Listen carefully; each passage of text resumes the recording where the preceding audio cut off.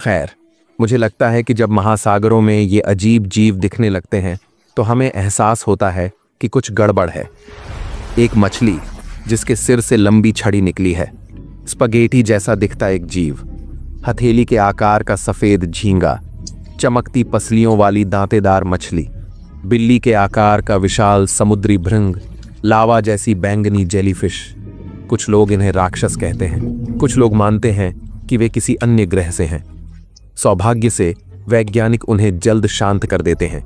ये जीव समुद्र की गहराइयों में रहते हैं और यहीं से आए हैं। कुछ उन्हें सतह पर आने को मजबूर कर रहा है। अटलांटिक महासागर में अंटार्कटिका के पास एक शोध जहाज फंस जाता है।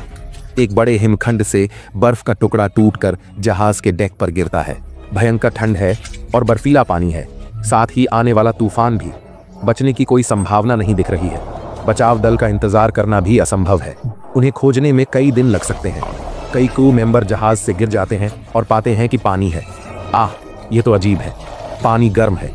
इस गर्म पानी की बदौलत क्रू ज्यादा देर तक टिके रहने में कामयाब हो जाता है और आखिरकार उन्हें बचा लिया जाता है। अब सभी महासागर गर्म होने लगते हैं। आमतौर पर पानी बाहर से बहुत धीरे धीरे गर्म होता है, जैसे सूरज से, ग्रीन हाउस गैसों से, आप जानते हैं, इस तरह की चीजों से। तापमान में मामूली वृद्धि का मतलब है बड़ी समस्याएं। अब समुद्र तेजी से गर्म हो रहा है और अंदर से, नीचे से। वैज्ञानिकों ने गहरे पानी में शोध करने वाली ऐसी चीजों में से एक को भेजा है जो उच्च तापमान और दबाव को झेल सकती है। यह जितना नीचे जाएगा उतने ही कम जीव तैरते हुए दिखेंगे। लगभग नीचे पानी बहुत गर्म हो जाता है। वैज्ञानिकों ने पृथ्वी की पपड़ी में एक दरार देखी है।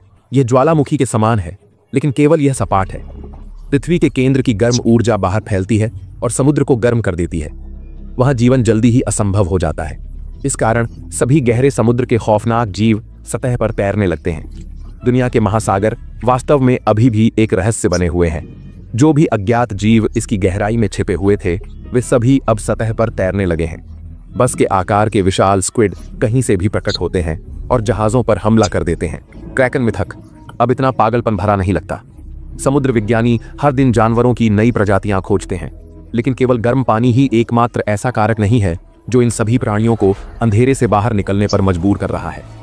अब समुद्र में पर्याप्त ऑक्सीजन नहीं है, क्योंकि गर्म पानी में ठंडे पानी की तुलना में बहुत कम ऑक्सीजन होती है।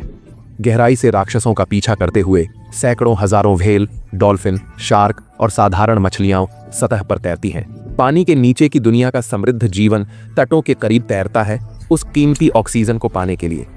अब लोग समुद्र तट पर पैर नहीं रख सकते, खासकर पानी में तो नहीं। अगर किसी को विशालकाय स्क्विड या भूखी शार्क से मिलने का मौका मिले तो कौन समुद्र में डुबकी लगाने की हिम्मत करेगा? ओह, केकड़े और कछुए किनारे पर आ जाते हैं और फिर भोजन के लिए संघर्ष शुरू हो जाता है। सभी समुद्री जीवों में लोग बिल्कुल भी कुछ नहीं करके बैठे नहीं रहते। मछली पकड़ने का काम बहुत तेज हो गया है।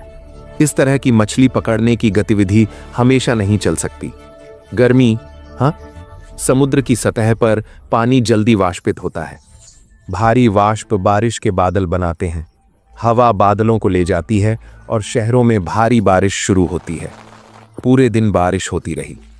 आपके अपार्टमेंट के बाहर सड़क पर पानी की नदी बह रही है, जो कारों, मेल बॉक्स और कचरे को बहा ले जा रही है। आप वो व्यक्ति हैं जो आधा गिलास भरा मानते हैं। सर्फिंग का समय है। अगले दिन बारिश जारी रहती है और फिर अगले दिन भी। हर इमारत का ग्राउंड फ्लोर पानी में डूबा है। यह नया सीवर सिस्टम जैसा है।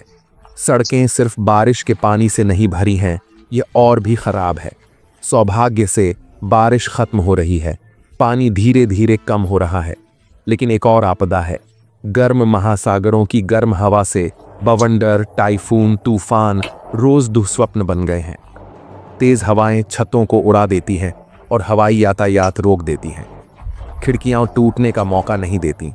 लोग अपने घरों में छिपे हैं, उम्मीद कर रहे हैं कि सब जल्दी खत्म हो।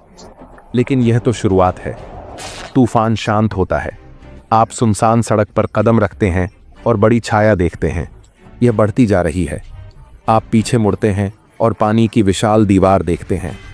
एक बड़ी सुनामी आप पर टूट रही है। आप अंदर भागते हैं और छत के बचे हिस्से की ओर बढ़ते हैं। अंटार्कटिका के विशाल ग्लेशियर पिघल रहे हैं। गर्म महासागर के कारण दुनिया भर में पानी का स्तर बढ़ रहा है। हर जगह बड़ी सुनामी आ रही है, जिससे हर महाद्वीप के तटीय शहर डूब रहे हैं। ग्रह का परिदृश्य बदल रहा है। लाखों साल पहले दुनिया के अधिकांश रेगिस्तान वास्तव में समुद्र और महासागरों के तल पर थे। अब यह फिर से हो रहा है। सुनामी की जगह नई बारिश और तूफान आ रहे हैं। मानवता यह मानने लगी है कि पृथ्वी पर जीवन पहले जैसा नहीं रहेगा। इतिहास में सबसे बड़ा मानव प्रवास जारी है। बाढ़ से महानगर खाली हो गए हैं। जीवित रहने के लिए तैरना जरूरी हो गया है। आप और लोग जमीन के छोटे टुकड़ों पर जीवित रहते हैं, जो पानी से दूर हैं, ताकि तूफान और सुनामी उतनी बुरी न हो। कुछ लोग पहाड़ों में बस जाते हैं, जो अब छोटे द्वीपों की तरह दिखते हैं, बेजान पानी से घिरे हुए। जीवन धीरे धीरे बेहतर हो रहा है। अंतहीन बारिश और बार बार घर बदलने की आदत हो जाती है। लेकिन अब एक नई समस्या है। आधी से ज्यादा ऑक्सीजन समुद्री शैवाल और फोटोप्लैंकटन से आती है। ये जीव सूर्य की किरणों से कार्बन डाइऑक्साइड को ऑक्सीजन में बदलते हैं। अब गर्म पानी से वे खत्म हो गए हैं। जंगल और खेत जलमग्न हो गए हैं। पृथ्वी का वायुमंडल ऑक्सीजन का भंडार खो रहा है। लोगों के लिए सांस लेना कठिन हो रहा है। ऑक्सीजन शरीर ही नहीं, दिमाग के लिए भी जरूरी है। आप धीरे धीरे चलते हैं, समझदारी से फैसले नहीं ले पाते। आप भूल जाते हैं कि कहां जा रहे हैं और क्यों। इससे बड़ी समस्याएं हल करना मुश्किल हो जाता है। लेकिन पृथ्वी अनुकूलन में माहिर है। जल्द ही पारिस्थितिकी संतुलन में लौटने लगता है। महासागरों का पानी अभी भी गर्म है, पर हर जगह नहीं।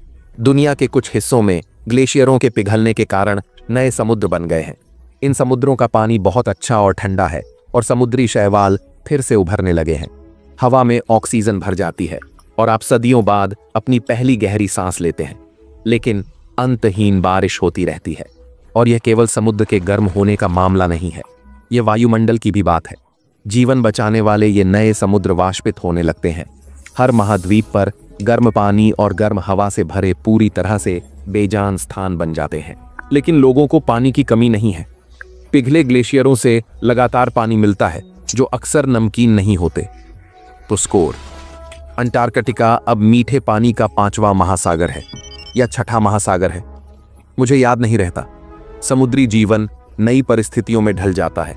जल्द ही हर जगह मछलियां दिखने लगती हैं। अब लोगों को पौष्टिक मछलियां और शैवाल मिलते हैं। कुछ लोग बाढ़ से परेशान नहीं होना चाहते और साल भर पानी पर रहने का फैसला करते हैं। वे बड़े क्रूजर बनाते हैं, जिनमें अपार्टमेंट, स्कूल, जिम, रेस्तरां, दुकानें और सुशी होती है। आप दुनिया की यात्रा पर जाने का निर्णय लेते हैं और अब सबसे अच्छा समय है। आप बाढ़ वाले शहरों के ऊपर से नौकायन कर सकते हैं। कभी कभी पानी से गगनचुंबी इमारतों की नोक दिखती है। अधिक लोग महासागरों में जीवन बिताने का निर्णय लेते हैं। क्रूजर बड़े होते जा रहे हैं। फिर लोग बड़े तैरते शहर बनाने के लिए जहाज जोड़ने लगते हैं। नई तकनीक की मांग बढ़ती है, जो पानी के नीचे रहने में मदद करे। मानवता का आधा हिस्सा समुद्र के नीचे बसता है। लेकिन समस्याएं हैं। वैज्ञानिकों को महासागरों को गर्म होने से रोकने के उपाय खोजने चाहिए। कुछ जगहों पर पानी उबलने लगा है। इसका अर्थ है कि भविष्य में पानी वाष्पित होगा और महासागर सूख जाएंगे। इंजीनियर विशाल शीतलन फिल्टर बनाते हैं और उन्हें पूरे ग्रह पर स्थापित करते हैं। ये सब कुछ ठीक नहीं करेगा, परंतु यह हमारे जीवित रहने के लिए पर्याप्त ठंडा पानी बना देगा। 1000 साल आगे बढ़ें और कुछ महासागर पूरी तरह से सूख चुके हैं। इसका अर्थ है कि नए महाद्वीप बनेंगे। लगातार बारिश लगभग बंद हो गई है। जो भी दरारें खुली थीं, जो गर्म हो गई थीं, महासागरों ने खुद को वापस सील कर लिया है। ग्रह बच गया है, लेकिन इसे एक गंभीर बदलाव की आवश्यकता है। कुछ जगहों पर समुद्र तल शहरों, खेतों और जंगलों में बदल गया है, जहां पानी है। पानी के अंदर घूमना नया शौक बन गया है। टाइम्स स्क्वायर में तैरना या बिग बेन के पास स्कूबा सेल्फी लेना चाहते हैं? तैयार हो जाइए।